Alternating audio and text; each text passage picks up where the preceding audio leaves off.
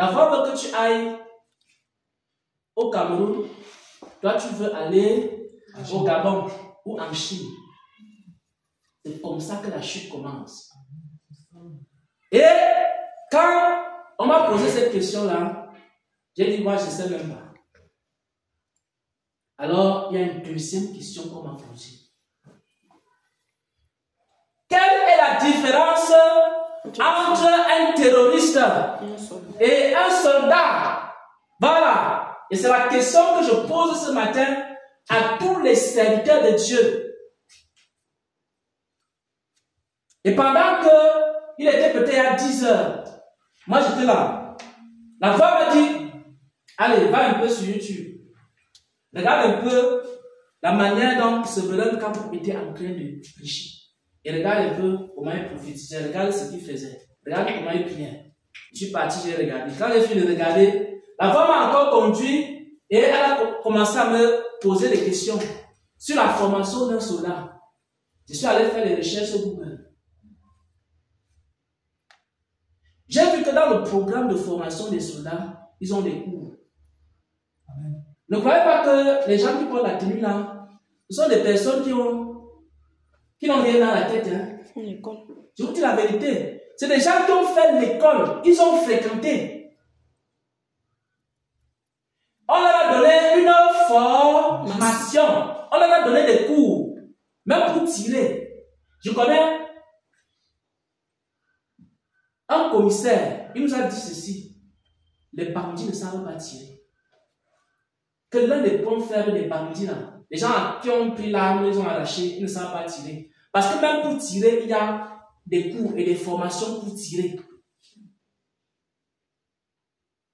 Après, j'ai ouvert Google. J'ai vu la formation d'un officier. J'ai commencé à voir le nombre de cours qu'un officier fait. Je vous dis la vérité, ça n'a rien à voir avec les armes. Il y a une partie où on parle des armes. Il y a une partie où on parle du combat.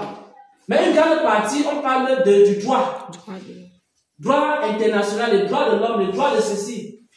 Parce que tu ne dois pas tirer n'importe comment et sur n'importe qui, à n'importe quel moment. Il y a des moments où il faut tirer. Si tu tires mal, si tu tires sur une mauvaise cible, si tu fais d'une mauvaise manière, même le tribunal pénal international peut t'attraper. Il y a beaucoup de généraux comme ça là, qu'on a condamnés pour crime contre l'humanité. Ça veut dire que dans le combat, Jésus. Il y a quoi? Des règles. Et il faut qu'il y ait une voix qui t'enseigne ces règles-là. La différence entre le terroriste et le soldat, c'est que le terroriste, on lui a dit, voici l'arme, voici comment on pose la bombe. Va poser la bombe là-bas et que ça explose. Mais le soldat s'est assis, il a fait l'école de guerre. Il a été enseigné, il a été instruit, il a pris des cours. Et après avoir été formé, on lui a donné quoi? L'uniforme. Beaucoup de serviteurs de Dieu, la première des choses qu'ils cherchent, je vous dis la vérité, c'est d'abord les dons. Parce qu'il se dit que si j'ai le don, je suis sûr que j'ai réussi mon ministère. Et le Seigneur dit aujourd'hui quoi? Il faut chercher la formation. Amen. Amen. Un serviteur de Dieu doit être formé. Un serviteur de Dieu doit s'asseoir et recevoir des enseignements. Si tu es prophète, il faut que tu t'asseyes. Tu reçois les enseignements sur le ministère prophétique. Et la voix de Dieu va t'enseigner ces choses. Si tu es pasteur, il faut d'abord t'asseoir et commencer à recevoir les enseignements sur les brebis. C'est pour ça qu'il y a les bons et les mauvais pasteurs. Parce qu'il y a des pasteurs qui n'ont jamais fait l'école de Dieu. Ils ne savent même pas ce que c'est qu'une brebis. Ils ne savent pas la différence entre la brebis, entre la foule, entre le disciple, entre le porc, le chien, l'agneau. Parce que il y a l'agneau, il y a la brebis. Celui qui est encore petit, c'est l'agneau. Celui qui est un peu grandi, c'est la brebis. Il y a maintenant la brebis établie sur d'autres brebis. Il y a des niveaux. Parce que quand le Seigneur Jésus appelle Pierre, il lui dit, Pierre, est-ce que tu m'aimes? Et après, il dit à Pierre, prends soin de mes brebis. Et après, il dit, prends soin de mes brebis. Il a d'abord dit de mes agneaux. Il a dit brebis 2 fois. Quand vous allez lire le texte, tous les pasteurs qui ont été enseignés par Dieu, on leur a enseigné l'agneau, la brebis ferme, la brebis qui est forte. On leur a enseigné ces choses. Mais qui enseigne ces choses, mes frères et sœurs en Christ? C'est le Saint-Esprit. C'est la voix de Dieu. Amen. Et quand la voix de Dieu trouve que tu es trop intelligent et que tu ne veux pas être enseigné, on te donne les kalachnikovs, on te donne les bombes atomiques, on te donne la bombe à retardement, on te donne encore quoi? Tout ce que tu demandes pour l'œuvre de Dieu, on va te donner ça. Tu vas partir avec ça. Tu vas aller devenir un terroriste qui va commencer à détruire, qui va commencer à semer le désordre, qui va commencer à tuer, à égorger, à accomplir l'œuvre du diable et non l'œuvre de Dieu. Et c'est comme ça que beaucoup sont devenus des terroristes et non des soldats de Christ. Quand la parole dit ceci, assois-toi, frère. Parce que quand la prophétie sortait, moi j'étais ici, je disais, yes, Seigneur, tu connais. C'est comme si ce que j'ai vécu, c'est pour venir enseigner ça ici, ce matin. Parce que la prophétie a donné exactement l'enseignement. La prophétie dit quoi? Assois-toi. Assois-toi n'est pas une punition. Assois-toi veut dire que je ne veux pas que tu deviennes un terroriste. Je vais t'enseigner et je vais te donner la tenue. Avant de te donner la tenue, je vais t'enseigner. Mais on peut te donner les armes. Il y a certaines personnes, on leur a donné les armes. Parce que chaque jour, c'était devant Dieu. Donne-moi quoi? La puissance. Donne-moi quoi? Vous pensez que ce que j'ai demandé là, le Seigneur ne peut pas me donner? Puisque quand je suis arrivé le soir, j'avais la rage, j'ai demandé des choses. Vous pensez qu'il ne peut pas me donner ça? Il peut bien me donner ça. Il dit, tu as demandé quoi, Kalachnikov? Tu as demandé encore quoi? Je te donne. Tu demandes quoi? Je te donne. Puisque tu as dit, Seigneur, tu m'as appelé, vraiment, donne-moi les armes. Chaque jour, tu casses la tête de Dieu et tu te dis, bon, prends-moi les armes. Va faire maintenant de ça ce que tu veux. Mais si la voix n'est pas avec toi pour t'enseigner comment est-ce qu'on fait pour protéger la population. Vous savez, ce qui est intéressant dans cette affaire, c'est que les armes que Dieu m'a données, c'était d'abord pour faire du bien aux gens. Les gens qui sont faibles, les gens qui ont besoin de force, on te donne des capacités comme ça. Après, quelqu'un est malade, il a le cancer, il est parti dans tous les hôpitaux, il est monté, il est descendu. Il a dépensé l'argent. Il n'a pas la possibilité d'être soigné. On te donne la capacité de prier pour la personne. Et le Seigneur me dit, voici ce que moi je veux d'abord que tu cherches. Il y a encore d'autres choses qu'il a prévues pour moi. Mais le Seigneur veut faire quoi? Il veut d'abord m'enseigner. Alors, il va falloir que nous qui cherchons à faire l'œuvre de Dieu, même nous qui voulons prier, nous devons demander à Dieu, Seigneur, on ne connaît même pas prier. Enseigne-nous à prier. Nous qui voulons encadrer les brebis, on va dire à Dieu quoi? Enseigne-nous comment on encadre les brebis. Nous qui voulons prêcher, on doit demander à Dieu, enseigne-nous la prédication. Et ceux qui veulent prophétiser doivent demander, enseigne-nous la prophétie. Ce n'est pas seulement le don de prophétie qu'on doit demander, mais c'est l'enseignement qui va avec. Et il faut que cette voix-là soit tout le temps en train d'enseigner. Et quand tu finis de prophétiser aujourd'hui, tu arrives le soir, la voix te dit, bon, tu as bien prophétisé, mais dans la prophétie, il y avait telle ou telle chose. Dorénavant, quand tu vas prophétiser, il faudra faire telle ou telle chose. Et la voix va commencer à te perfectionner, à t'enseigner comment on prophétise. La raison pour laquelle les héros sont tombés, c'est quoi? C'est qu'à un moment donné, ils ont cessé d'être enseigné. Et j'aimerais qu'on lise un passage avant qu'on commence la prière. Jean 6, verset 45. Avant qu'on commence la prière, qu'on lise ce passage. Jean 6, verset 45. Jean chapitre 6, verset 45. Il est écrit dans les prophètes: ils seront tous enseignés de Dieu. Ainsi, quiconque a entendu le Père et a reçu son enseignement vient à moi. Amen. Amen. Donc, il a été écrit dans les prophètes qui sera enseigné de Dieu. C'est pour la question. Qui sera enseigné de Dieu? Personne, le peuple, tous ceux qui sont conduits par l'Esprit de Dieu sont quoi? Ils sont fils de Dieu. Ça veut dire que même si tu es un prophète et que tu es fils de Dieu, tu seras enseigné par Dieu sur la prophétie. Amen. Et il faut donc quoi? Il faut que si quelqu'un veut demeurer avec le Seigneur jusqu'à la fin, il faut qu'il, à chaque étape de sa vie, il faut qu'il recherche l'enseignement.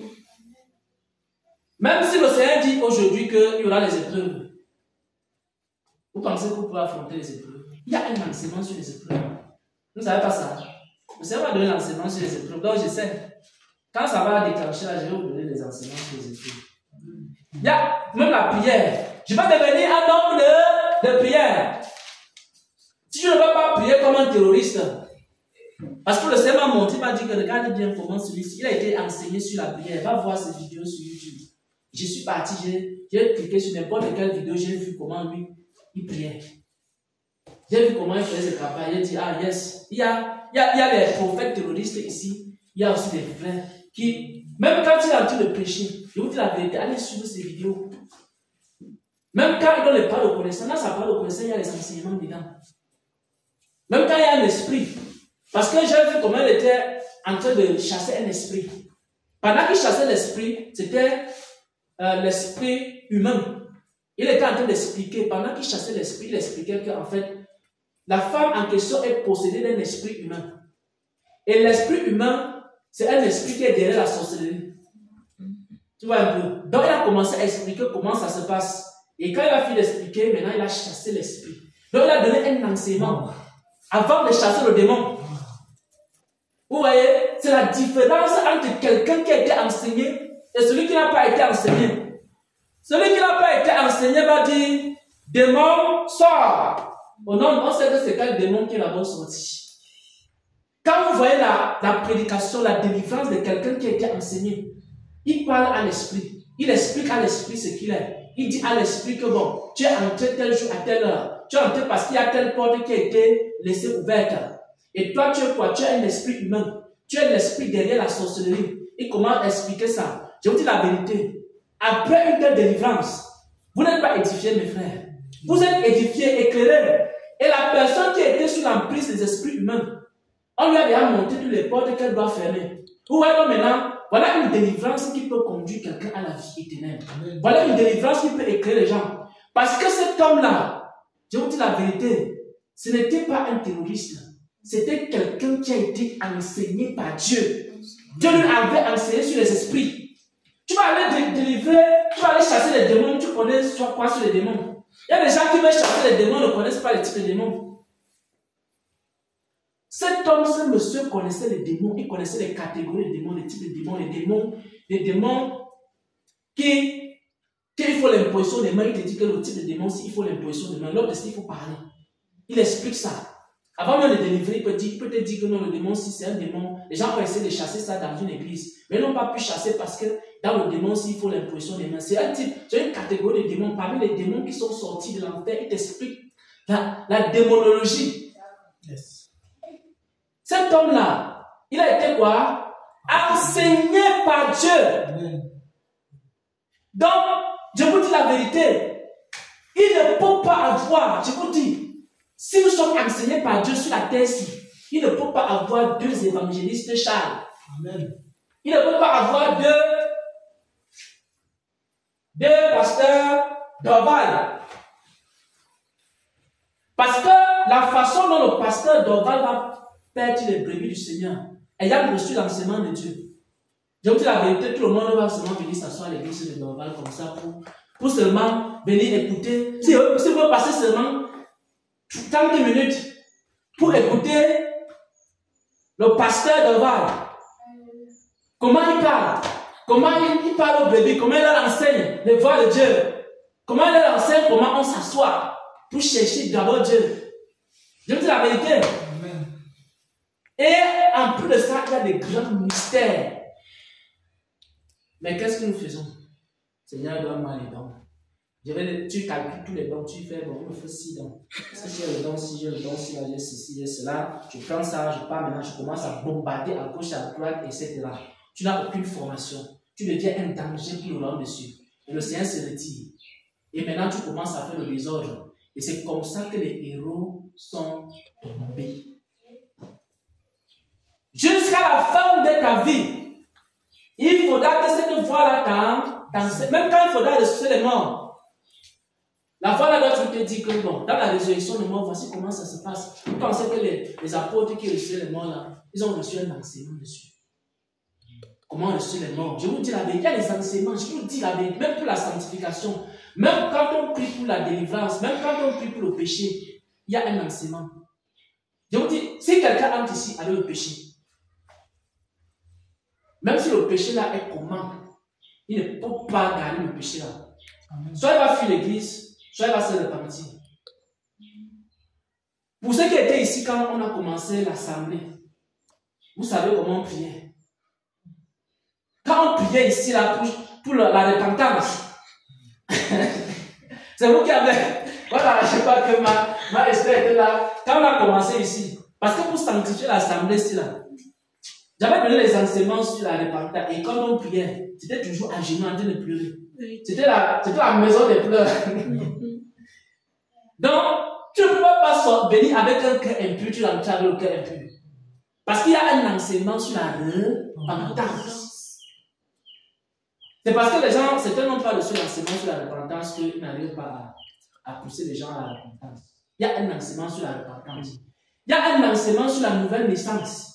Il y a des enseignements. Quand tu n'as pas ça, il y a des églises qui n'ont pas l'enseignement sur la nouvelle naissance. C'est pour ça que dans leurs églises, les gens ne sont pas nés de nouveau. Oui, il y a certaines églises, les religieux, ils n'ont jamais reçu l'enseignement sur la nouvelle naissance. Il y a les enseignements sur la sanctification. Il y a les enseignements sur la providence divine. Un ensemble d'enseignements. Quand je vois un serviteur de Dieu se lève, il lance un communiqué. Il dit que voici le numéro de compte bancaire et n'importe qui, même les sorciers, partent maintenant envoyer l'argent. On va construire. Tu construis avec l'argent de la sorcellerie. Quand Dieu voit ça, Dieu se retire. Alors, c'est un enseignement, le financement de l'œuvre de Dieu, c'est tout un enseignement. Il y a des gens, quand ils ont commencé le mystère, ils ont marché avec Dieu. Quand ils sont arrivés au niveau du financement de l'œuvre de Dieu, vous savez ce qu'ils ont fait? Ils n'ont plus écouté la voix. Parce que pour eux, la voix ne connaît pas comment on finance l'œuvre de Dieu. Et ce que moi, je voulais faire, c'était quoi? C'était que je veux d'abord les dons, etc. Mais la voix me dit non. L'affaire que tu dis que tu veux prier là, je vais t'enseigner la prière. L'affaire que tu dis que les dons spirituels là, je vais t'enseigner les dons spirituels. Je vais te dire les catégories de dons. Je vais te dire que voici les dons qu'un apôtre doit chercher. Voici les dons qu'un prophète doit chercher. Je sais les dons. Donc j'ai commencé à recevoir un enseignement sur les catégories de dons. Et quand je vais continuer à dire à Dieu Seigneur, je vais encore que tu m'expliques un peu bien les niveaux, les profondeurs dans chaque don. Dans le don de ceci, comment on fait? Quel genre de vie de prière on doit avoir pour avoir tel don, pour garder tel don? Il va m'expliquer, il va m'enseigner ces choses-là dans les moindres détails. Et je ne serai pas quoi? Un terroriste. Je serai quoi? Un soldat de Christ. Amen. Qui va partir maintenant et qui va remporter la victoire. Parce que l'athlète n'est pas couronné s'il n'a pas combattu selon les règles. Alors nous allons commencer la prière. Nous allons commencer la